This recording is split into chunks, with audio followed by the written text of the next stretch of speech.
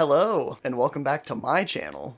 And welcome to the 13th episode of Taste Test, wherein I test other booktubers' tastes and see whether our tastes align. In today's video, I'm going to be reviewing my wife, Chandler. I'm excited to be filming this video for a number of reasons. Firstly, this is my very first solo video on YouTube. I'm used to being more of a background character on this channel, so this will be the first time that I have read the books, filmed, and edited video of just me. So it's very weird for me, and it does give me more of a perspective into what Chandler goes through to make these videos for y'all, and let me tell you, it's a lot. Second reason to be excited is that I get to read 5 of my wife's favorite books. Honestly, I don't know much about any of these books. I have read some books that she likes in the past, but most of them have been for DBBC, and she normally picks them because she thinks that I'll have some hot takes to say about them or just a lot to say. They're not necessarily her favorite books, except for maybe Twilight. So that being said, I am interested to see if these books will be a breath of fresh air for me, or if they will be a nightmare from which I will not wake up. The first book that I'm going to be reading for this video is Ninth House by Leigh Bardugo. This is a dark fantasy book about a girl named Alex who is part of a secret society at Yale that deals with ghosts and the occult or something like that. This is the book that I'm probably the most looking forward to reading based on the synopsis. This kind of lines up more with my actual tastes. And I have also read a Leigh Bardugo book before. I read Shadow and Bone, I think for DBBC. While it wasn't my favorite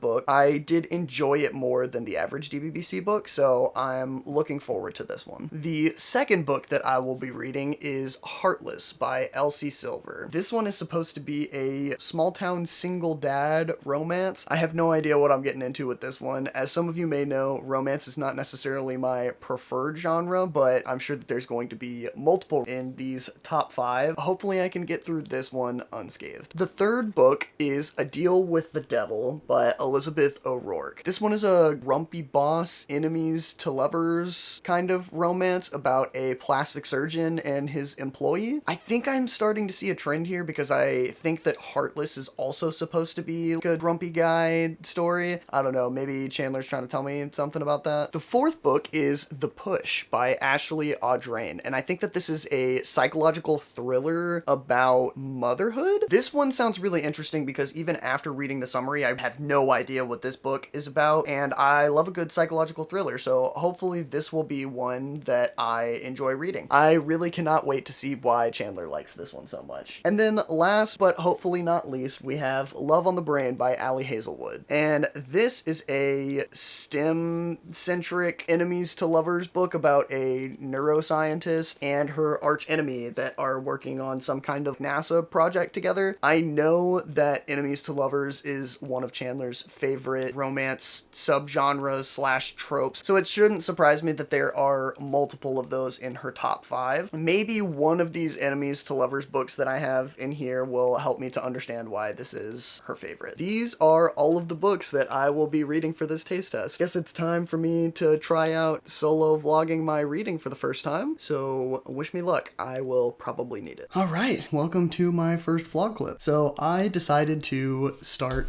this video off with Ninth House, and I know that I'm holding the physical copy here, but I'm actually listening to the audiobook. So this one opens up with a murder scene, question mark? There's dead people, there's blood, but we don't get too much information. I honestly kind of like when a book starts like this. It kind of reminds me of book 1 of Wheel of Time, the very beginning of the Wheel of Time series. I like kind of a mystery opening that you can tell probably has a really big impact on the character's thoughts and feelings and motivations going forward, but you don't really understand how or why until later.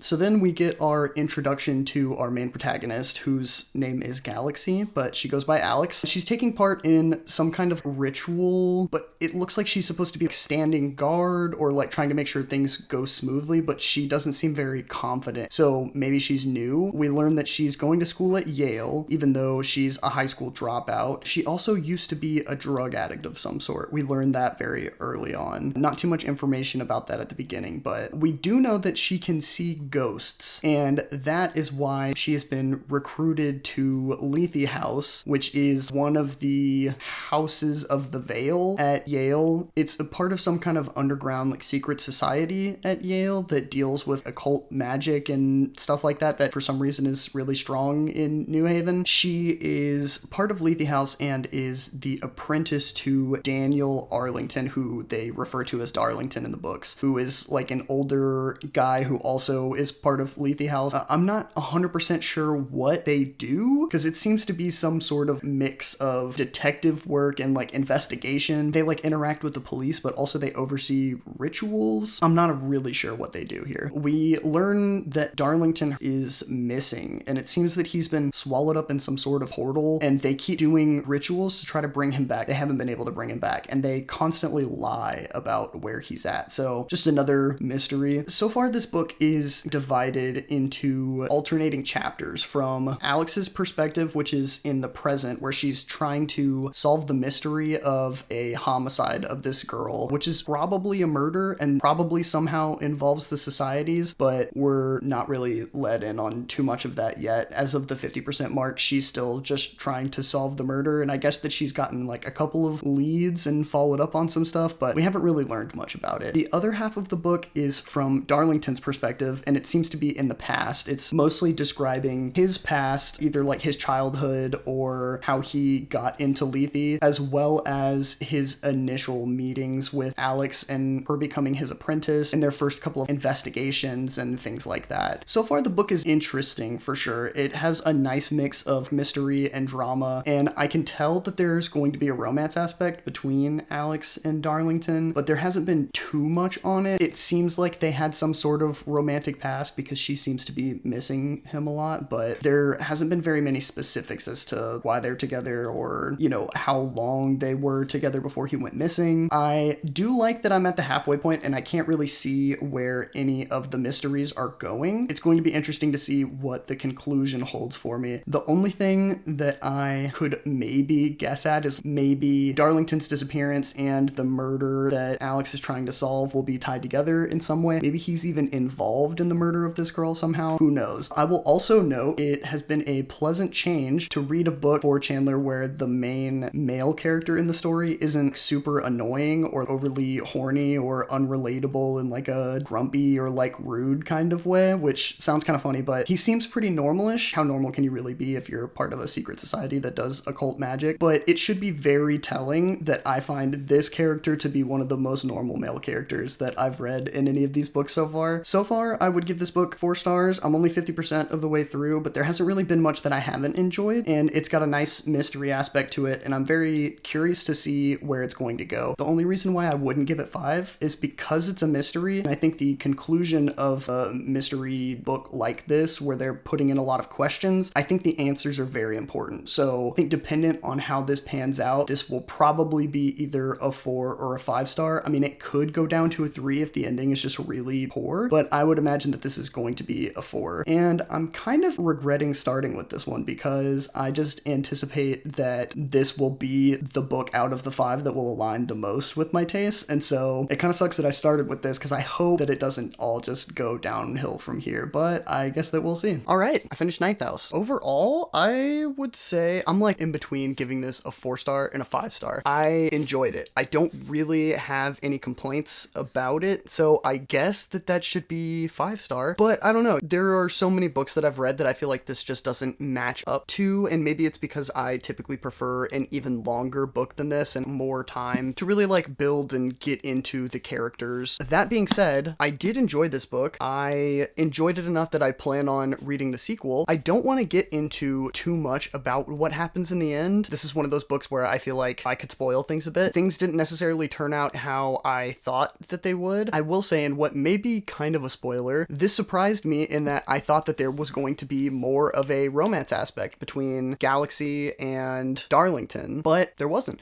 And maybe there will be in the next book. I'm not really sure. I'm not sure how that's going to pan out, but this ended up being like basically zero romance to it at all. It's a really good book, so I'm not going to say that I'm surprised that it's one of Chandler's favorites, but in my mind, Chandler's tastes normally have some kind of romance aspect to them. And this one just does not. And so it does surprise me a little bit. That being said, I can see why she likes it. It is a good book. It's well written. The characters are well written. The plot is good. I think that it resolves in a nice way. Makes me interested to continue reading in the series, but it's good. I liked it. I will say 5-star. I don't think that I would reread this one. So I don't know, 4-star? 5-star? I guess if I'm questioning it, I might as well go 4-star. It's gonna be a 4-star for me. All right, so I am currently halfway done with Heartless, and so far, interesting, I guess. You know, it's not too bad for a romance. So basically, Cade is a single dad in his mid-30s whose wife left him a couple of years ago because he's emotionally available, and he's also a rancher, and so he works a lot and is gone a lot. She just up and left one day, which has made him kind of distant. He has a 5-year-old son named Luke, and he's currently looking for a nanny for the summer. I am halfway through and I'm still not 100% sure why he only needs a nanny for the summer. Maybe I just missed that, but while trying to find a nanny, they've exhausted all of their options. His sister says, oh, well, don't worry, I know someone, and she won't try to fall in love with you because apparently that's a problem. So in the next scene, we see him at a coffee shop and he's admiring this woman who's ordering coffee in front of him, and she drops something on the ground and he picks it up for her, and turns out it's her panties. She then gets very embarrassed and runs out of the coffee shop. Obviously, we come to find out that this woman, Willa, is the one that his sister recommended. At first, he's not too pleased about the fact that the potential nanny is, first of all, a younger, attractive woman. I think she's in her mid-20s and he's in his mid-30s. And not only that, but she's, you know, going around dropping panties in the coffee shop or whatever. Willa is the daughter of a famous rock star, and she's a bartender slash venue manager, and she's looking for something to do for the summer because her brother is renovating. So she's got nothing to do, and she's kind of a go with the flow type of person. So whenever Summer, Cade's sister, recommends hey, why don't you check this out? She's like, oh, okay, sure. So obviously they have a rocky start, but Luke immediately falls in love with her, the kid. He really likes her around, and so Cade decides, okay, well, I guess we'll just keep this lady around for now. There's obvious sexual tension throughout the first half, with a couple of notable points being a dancing scene at the bar, and they have a couple of hot tub moments because Cade has a hot tub. But for the most part, a lot of what we see is Cade thinking about Willa inappropriately, or, he thinks inappropriately. I'm not saying that it's inappropriate. And we also have him thinking about how nice it is that Luke really enjoys being near her, and that she seems to really enjoy being near Luke. And then from Willa's perspective, we see her floundering a bit with the prospect of keeping up with a young child and wondering if she's doing okay, while also wondering why Cade's such a grumpy old man and seems to not really like her around, until around the 50% mark, Cade kisses her. And where I'm at in the book right now, they had just had their kiss, and Cade has kind of completely shut down and is scared that he's taking the relationship to an inappropriate place. He doesn't want to sleep with the nanny, but he also does,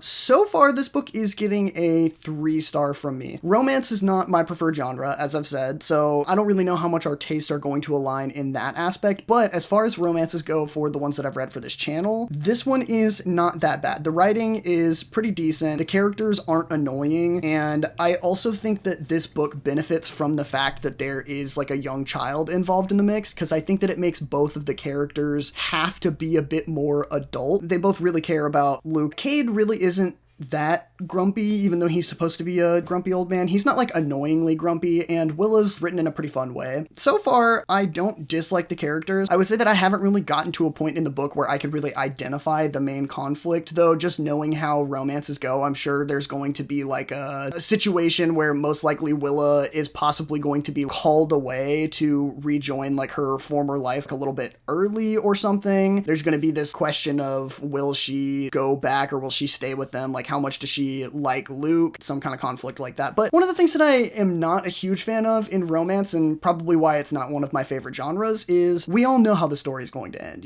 They will live together happily ever after and, both love Luke and take care of him and stuff. So there isn't really that much of a surprise to be had, except for I'm sure there's going to be some sort of larger conflict in the second half of this that I just haven't gotten to yet. I guess we'll see if I'm right or not, but so far this is getting a 3-star. Not my favorite, but I'm not hating it. I'm not not like dreading having to finish this book. As of right now, if I had to read another Elsie Silver book, I think that I would do it. It's not my cup of tea. Oh, the only other thing that I haven't mentioned that I'm not a super huge fan of is like the whole like horse girl rancher thing that's going on here. I know a lot of people are into that. Sorry for any horse girls if I'm offending you, but it's not really for me. So it's also the environment that they're in just isn't really my favorite. But I guess we'll get my full rating in a bit whenever I finish this book. So I finished Heartless, and surprisingly, I'm going to give this one a 4-star. I actually ended up enjoying the characters more than I expected to.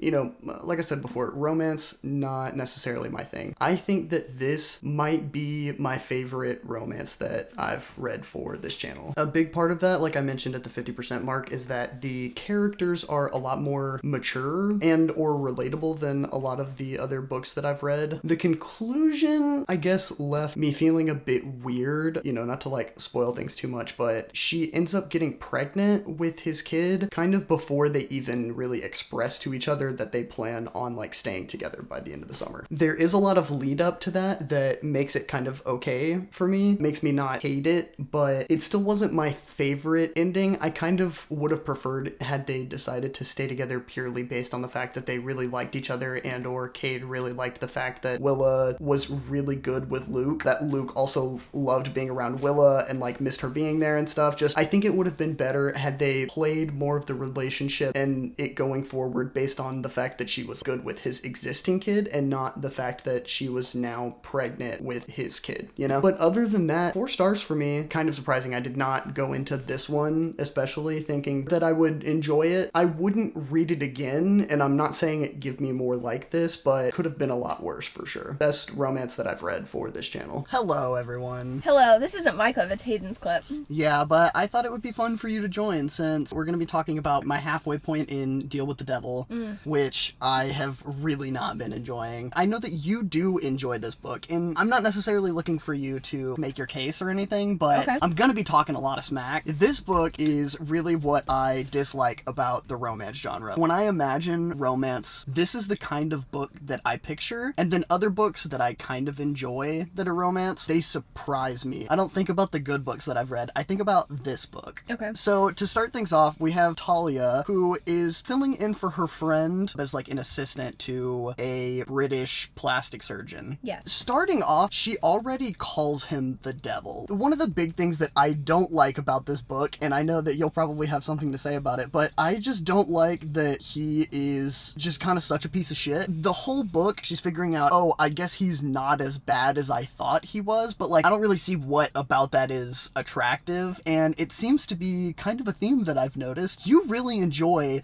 books with guys who are real pieces of shit. I think it's that I'm a piece of shit. And so it's like validating, I guess. Oh, someone could like love me just for me, you know? It's still just weird, you know? In romance, I'm normally looking for something different than what I normally have. Not to say that I don't That's like fair. the golden retriever, himbo, dumbass, stupid as a fucking sack of shit. I already have that in real life, so it's Yeah. like I don't really need that in my stories. And I think for me, I think it creates a more interesting tension. And I also like that in this book, she knows that the entire time. But he's funny. He's not funny. I don't think that he is a funny character. He does, I guess, constantly make inappropriate or misogynist jokes. I guess if that's like funny, you know, but I'm saying like, I don't really think that he's that clever. He's just like, oh, so you want to see my penis? It's just fun. I don't know. I like really don't even know how to like put into words about this book, like what it is that really works for me. Yeah. I thought it was kind of funny. I just like the tone in Elizabeth O'Rourke books a lot. They're a little bit humorous, but they're not what I'd call a rom-com. I don't think that this book is funny, personally. Yeah. I don't really like either of the characters. Not that Talia's really done that much where I'm like, I don't like her, I don't relate to her. She just also hasn't given me that much to like. Hayes definitely has not given me much to like. Yeah, I just don't find anything like redeeming about him. One of the other things that I don't like is before there are even any reasons for her to think that he's less of an asshole, she's constantly being like, I can feel a tightening in my core thinking about him like touching me a little bit or something. But then the next sentence she's like, I fucking hate this guy guy, he's a piece of shit. So as of where we're at right now, I'm gonna say this is pretty clearly to me gonna be a 2-star. I would struggle to give it a 1-star because it's like readable, I guess, but I'm not enjoying it pretty much at all. I can, however, understand why you like this book, and this is the kind of book that I imagine you reading mostly. Like, I would say like 85-90% of the books you read, something like this. And then the 10% are like the other 3 books that I've read that you say are your favorite. That's what I imagine. I think it's probably a more even split, to be honest. Like, I think this video is actually fairly representative of my taste. There's definitely books that I didn't include, but I think each of the books that I picked kind of really gets you insight into the things that I like. Each one of these books, I can see why you like it. It doesn't surprise me, but I will definitely say this one is easily going to be the one where our tastes align the least. For sure. Fair enough. Hands down. Fair enough. I guess this book is very indicative of what I imagine romance to be as a whole, kind of in general. Romance. But that's what I'm saying. I think that's unfair because no, it definitely is. All the other stuff that you've read is very indicative of the genre as well. Prior to me reading some of the other ones that I've read, this is what I would imagine romance to be. If there was a random romance novel on the shelf at the store, you know, like this is the kind of cover, this is the kind of content that I would imagine would be in it. Because of that, I'm like, oh yeah, well this really explains like why I don't really like romance as a whole, because this is what I just imagine it to be. So we're breaking down stereotypes is what I'm hearing. I guess hopefully maybe it gets better, but I really don't anticipate it being like that. Alright, well, I finished this one, thank God, and I don't have to read it anymore. This was not my favorite. The ending didn't really change that much for me about it. I think one of the things that I don't really like about this book and other books like it is there doesn't seem to be that much of a story going on around the 2 characters getting to know each other. None of it seemed relatable enough to me to really make the characters seem like they were growing either individually or together. Not very many people in this book were likable, since I didn't really vibe with the main characters, and I didn't vibe with the side characters, aside from, I guess, like Jonathan. There just wasn't very much for me in this book. This one is easily a 2-star for me. I can pretty much guarantee this is going to be the lowest rated one. Like I said earlier, I can understand why Chandler likes it and what Chandler sees in it, but at the end of the day, this kind of romance is not for me, and I hope that I don't have to read any more like this anytime soon. Okay, well, I am now halfway through Love on the Brain. I will say it is refreshing after having finished A Deal with the Devil. I'm generally more engaged with like the overall story that's going on. The characters might be like a little annoying. It's written in kind of like a nerdy way, but like it's trying to be nerdy in like a Big Bang Theory style. I'm not exactly a huge fan of that. It's not like I don't like nerdy things, but it's like trying too hard to be nerdy. This story is kind of STEM centric. It's about a female neuroscientist whose name is Bee getting hired onto a NASA project, and then she finds out that co-leading this project is, I guess, like a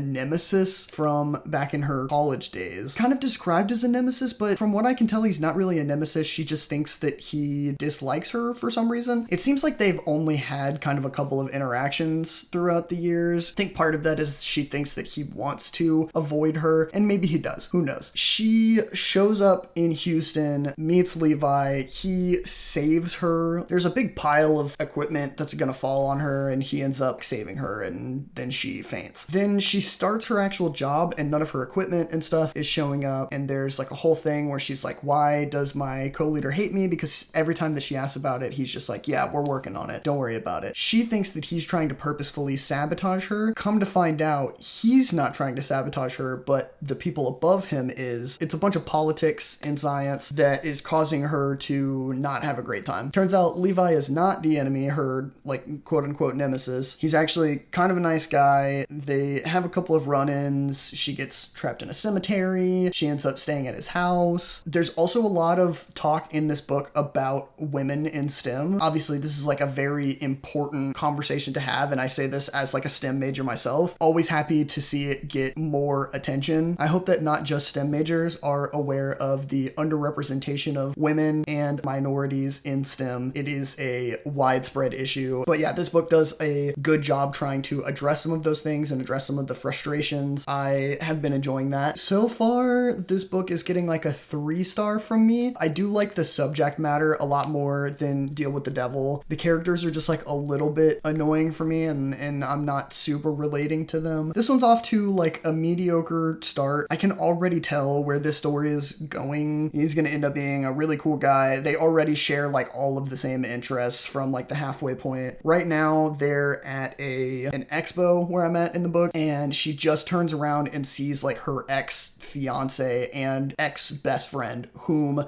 said fiance cheated on her with, and she faints again. And that's where I just left off. If I'm being honest, I'm only like a little bit interested to see where this one goes, because I already know where it's gonna go. They're gonna do good on the project, they're gonna be together, blah blah blah. It's really not that interesting to me, but I'm gonna finish it either way. This is almost definitely gonna be a 3-star for me. Hello everybody. So last night I finished reading Love on the Brain, and not that bad. You know, it was like kind of fun. I think I know in my previous clips I kind of mentioned that the characters were like just a little bit annoying, and I won't say that it grew on me, but I think I learned to look past it. Kind of in my mind, the character that the author is trying to portray in this book is kind of a little bit of like an annoying, nerdy type of person, and I think if they were to have written it in like a less annoying way, then it wouldn't have really fit what they were going for. I think it would have been disingenuous to the character. So I guess I like appreciated it a bit. The story was kind of fun. It wasn't like my favorite story of all time, but I was a little bit interested in how it was going to pan out. I think that it ended on a decent note. The only thing that I wish that they would have covered a little bit more in terms of like how it worked itself out was one of the problems towards the very end is that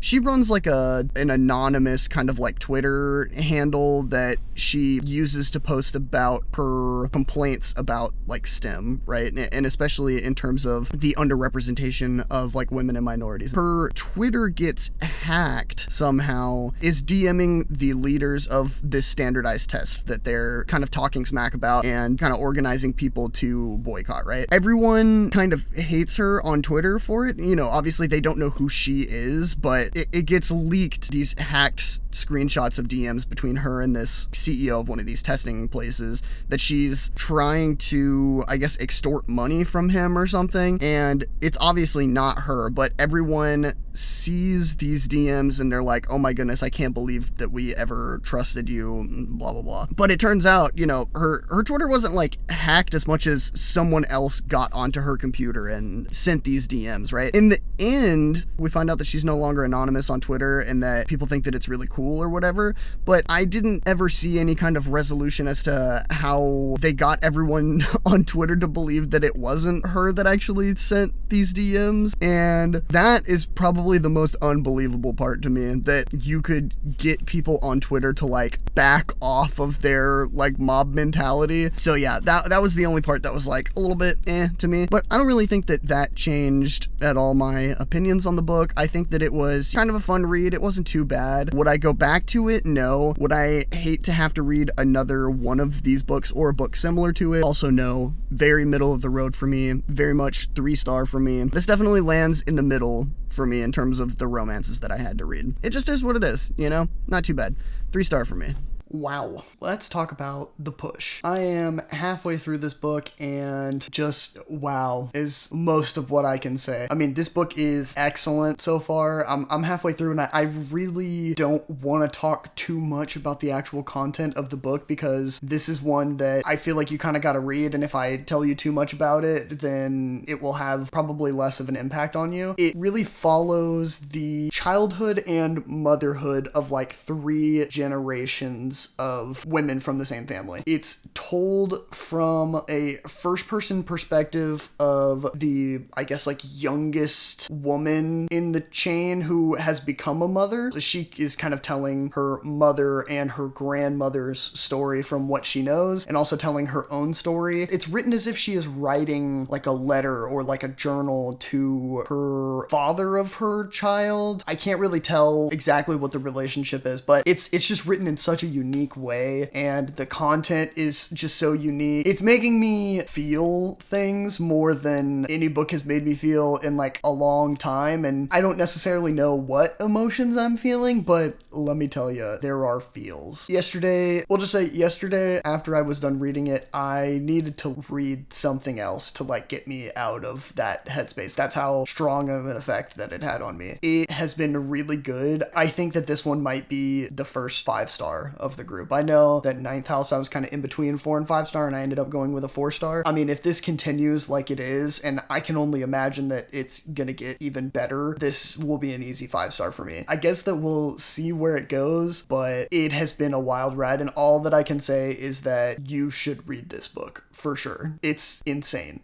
Hello, and welcome to my first solo car vlog, where I find out that this camera doesn't really sit anywhere in this car, so I have to hold it in my hand and try to hold it still, which I've never really done before. So, cut me some slack on that. I just finished The Push. Wow. What a book. Actually, what a book. I'm gonna give this one a 5-star. I'm just gonna cut straight to the chase and say that I'm giving this one a 5-star. It's so hard to put into words what all makes this book as good as I think that it is. The way that it is written, it is like one of the most real feeling books that I've ever read. And while I know that it's fictional, the perspective that it's written from makes me feel like there is no way that the author didn't experience these things themselves. It feels so much like a first-hand account, probably more so than really any book that I've ever read, including actual first-hand accounts. There's just something about it that it's so raw and it's so real. It puts you in such a mood, and admittedly kind of like bleak and like nihilist. Oh, I don't want those people in the background. I'm in the parking lot at the grocery store, so... Okay, well, there's a lot of people around, so I guess we're going to be filming from this lovely angle for now, as to not get too many other random people into the camera who, you know, may not want to be on my video. I don't know why you wouldn't want to be, but anyways, The Push. All that I can really say is you have to read this one for yourself, because I don't want to like spoil things about it. There is just one of the few books that I've read in, you know, the past couple of years of me really getting back into reading that is like actually kind of affected me emotionally for longer than me reading it, you know? I've only really been reading it over the past 2 days, but every time that I put it down, I need to like do something else for a little bit. So that being said, consider yourself warned. Don't read this book unless you think you're ready, I guess. And I don't even mean that necessarily from like a trigger warning perspective. I think that there's a lot of people who this kind of thing would not affect them because it's something that they've experienced personally or been close to someone who's experienced this kind of thing. It's like very emotionally taxing, but I think in a very good, rewarding kind of way. All I can really say is like, you gotta read this one. It's a 5-star for me. I think it's probably the only 5-star out of all of these books, and I really didn't expect it to be this one. And I don't read too many psychological thriller-ish types of books, though I do really enjoy the genre. I just don't end up getting into too many of them. This was a whole nother level of really just being there. I don't know, I felt like I was kind of like one with the main character slash, I guess, narrator of the book. And you gotta read it. 5 stars. Easy 5. All right, so I have now officially finished all of the books for this video, and so I guess it's time that we get into my final thoughts about reading my wife's favorite books. So firstly, I started out with Ninth House. This was a pretty good book. I don't think that it perfectly aligns with the kind of fantasy that I'm into, but it was pretty good. I think I gave it a 4-star, and I'll stick to that. It was good. I'm willing to read the next book in the series, but it wasn't my favorite book, or, you know, I don't think that it's going to become one of my favorite fantasy series, but pretty good. I think that me and Chandler kind of align on fantasy, but I think that I tend to like a lot more dense fantasy. It's my preferred genre. Yeah, I think I like it a lot more dense in the world building and or character development and just like length than Chandler tends to like. Then next I read Heartless, and this book was also pretty good. I think I gave this one a 4-star as well. This is one of the better romances that I've read. Like I've said many times before, romance, not my favorite. This one, however, however, not that bad. The characters weren't annoying. I thought that they were probably some of the most adult characters that I've encountered in a romance this far. Overall, not that bad. I would read another book like this if I had to, but again, romance, not my preferred. Speaking of romance and not my preferred, Deal with the Devil. This was easily by far my least favorite book that I read for this video. This is the opposite of what my tastes are in books in general, and especially in romance, which, you know, to be fair, I don't read that much of, but this is the kind of romance that I do not like. Don't give me more books like this, please. This makes my head hurt. 2 stars. Only reason it's not 1 star is because it was readable, but it was borderline unreadable for me. Then we had The Push, and this book is one of the better books that I've read in quite some time. And, you know, it's hard for me to compare it to other books that I read because I don't typically read thrillers. I will definitely be reading more thrillers after this one. I think that this author has one other book, and I would love to pick up that other book and give it a read too. I just think that she does an incredible job at articulating thoughts and feelings from the perspective of the narrator, I guess, of the book, and just really making you feel like you're there. It was such a wild ride. 5 stars, highest rated book from this video for sure. And then lastly, we have Love on the Brain. This one was not offensive. It was kind of fun. It was not too bad. I think the length was like pretty appropriate for it as well. I don't think that the romantic conflict in this book was that interesting. Definitely the actual outside story conflict was a bit more interesting in this one than the romance itself. It wasn't a tough read. I didn't hate going through this. Again, romance not my preferred. This wasn't the best romance that I've read, not the worst for sure. 3 stars on this one. So in conclusion, I would say that me and Chandler's tastes are somewhat similar for sure. In my opinion, Chandler has incredible tastes in books. It's just that our tastes don't necessarily line up all of the time, and I think that even in the genres where they do line up, like in fantasy, we still prefer different things. Like, we want different things out of the fantasy books that we're reading. I think for me, I'm still kind of on the fence about her romance recommendations for me personally. If it's a fantasy book, also kind of like 50-50, but at the end of the day, like, I'm still probably going to enjoy a fantasy book that she recommends me, even if it's not my favorite. I don't think it's going to be bad. Thrillers, on the other hand, I definitely need some more recommendations because I know that she reads more of them than I do, though it's not her, you know, top most read genre. I think that she's probably got a lot to say there. Well, thank you guys so much for joining me on this adventure of my first video. I hope you guys enjoyed it. If you do, you should watch more videos from and subscribe to my wife because she is much better at doing this, at reading, at giving book recommendations, at making the videos, all of it. Just, I am so proud of her and the channel that she's built here, and so proud of you guys, and thank you so much for sticking around this far. I appreciate it.